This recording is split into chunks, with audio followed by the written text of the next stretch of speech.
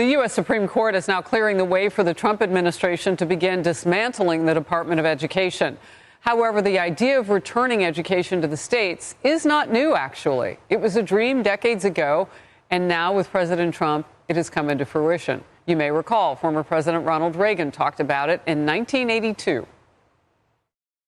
We must cut out more non-essential government spending and root out more waste, and we will continue our efforts to reduce the number of employees in the federal workforce by 75,000.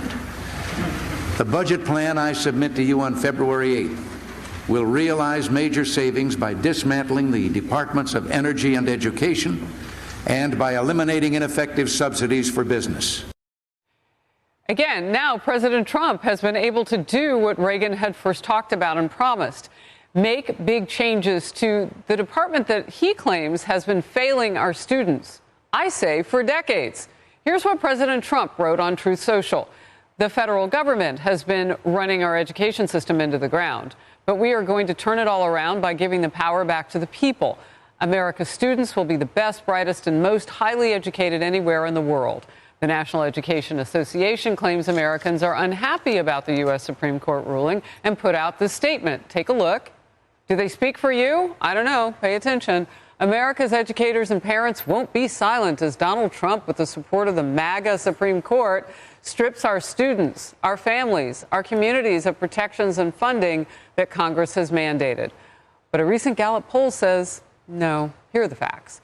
It found that just 24% of Americans are satisfied with the state of American public education.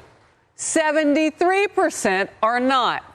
I spoke last hour with Education Secretary Linda McMahon on the Faulkner Focus. We had a little bit of audio difficulty, Steve, but what she did come through with is this is a first step. 1,400 people will be the first to leave. That's about half of the workforce.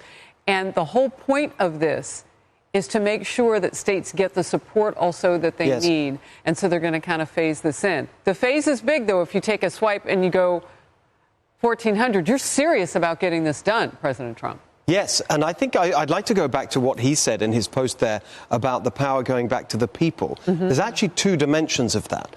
Yes, to the states from the federal government, but the real power to the people move here is to parents directly through school choice. And a lot of states are already doing that. You're Republican-led states. A revolution in putting the financial power in parents' hands to choose whatever school that they want. But also you see that in the One Big Beautiful Bill. There's a new I think it's the first real federal incentive program for school choice. So when you add all that together, it's the most exciting revolution in education we've seen for, decades. I call it the BBL now because it's a law. Very good. Exactly. You know, as you're talking, I'm thinking about the dollars, the money, all of that. School choice is also really important, Emily, because, the parents aren't going to be cut a check for their investment over the last few decades.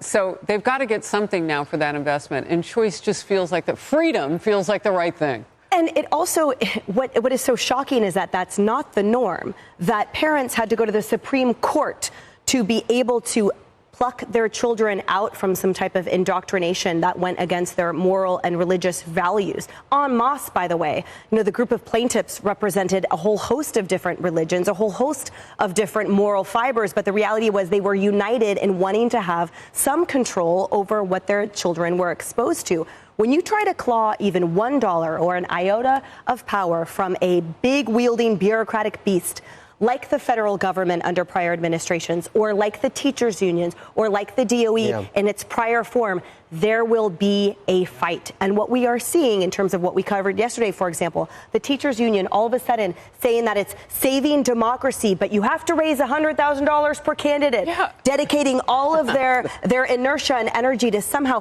politicizing, doing everything but educating the children and honoring parents' wishes. So that's one tip of the iceberg of what we have seen in courts throughout the country, in fights throughout the country. So we are wresting power back, but beware, because it's a spitting, angry beast that we are dealing with now. Well, look, the teachers unions also are decidedly political. They've got Trump derangement syndrome. They put out that statement. They take a hit at MAGA. They are very singularly focused on, look, it's the Trump administration that's the problem. dating all the way back to Ronald Reagan. I mean, either they don't read history or they can't hear us telling them what the history is. According to the research done by the Cato Institute, looking at data from 1970 to 2019, test scores for math and reading among high school seniors have not improved. So they spent all that money and no improvement, even as more money is spent even now on, just take a look at the screen here. I mean, Lisa. That's amazing. You couldn't see the line for a moment. Cause it's you can see the line now. So low. Yeah. And I mean, look at that. See, that's why I love President Trump and his administration and the people that he has surrounded himself with. So many business leaders, right? And when you're in business, outcomes, that reigns supreme. And we're spending $1 trillion per year on kids' education, yet 70% of students, as I mentioned yesterday, can't hit their grade level benchmarks in reading and math. So clearly the money we're spending is not producing the proper outcomes. And parents have every right to want to take back their kids' education. We've seen this litigated politically as well. A lot of parents were alarmed about what their kids were being taught during COVID, especially online learning, getting a close-up of some of the things that, were being pushed on their kids. And then we also saw this play out in the Virginia gubernatorial race when Glenn Youngkin won, because you had the Democrat candidate there, Terry McAuliffe, basically say parents shouldn't be in charge of their kids' education. They want the state, the government, to be in charge of your kids. We've also seen in some states and schools where they want to turn the kids against the parents. Oh, you can, little Johnny, you can be June, or you can be a girl. Don't go tell your parents, right? And so parents understandably are wanting to take back their kids' education, and President Trump is delivering on that. The only thing I'll end with is I also love how he told Secretary McMahon that he wants her to put herself out of a job. Yes. That's what she's trying to do here. Well, and she says her job is just to wipe away the bureaucracy here, and that's what she's trying to do. Look, you've got artificial intelligence energy at the center of a summit where the president is with Senator McCormick today. This is about the future of our children, too. If we kept giving them raises, those teachers union, and it yielded nothing between 1970 and 2019, why would we want to give them any more money? Harris, I'm just going to say, in New York City, it costs taxpayers $35,000 per child to go to school. I think it's K through 8th grade. 35 per kid. And then you look at these teachers and they say, we don't have what we need in the classroom. So where is the money going? You mean per year? Per year. Per year. That's disgusting. Per student. Yeah. I think it's the highest in the country. And the reading scores and the math scores, not great. The kids are still reading below level. We're still math proficiency below level. And it's $35,000 because most of the money is going to salaries and benefits and not into the classroom. Now, will this new change bring more, more dollars into the classroom? I'm not sure. I hope so, because it's kind of sad to see these teachers asking, hey, we could use Kleenex, we could use rulers, we could use crayons in the class. They do a wish list every year at the beginning of the year for their class. They should be embarrassed for spending, those unions, for spending dollars on their own political ads and aspirations. It's disgusting.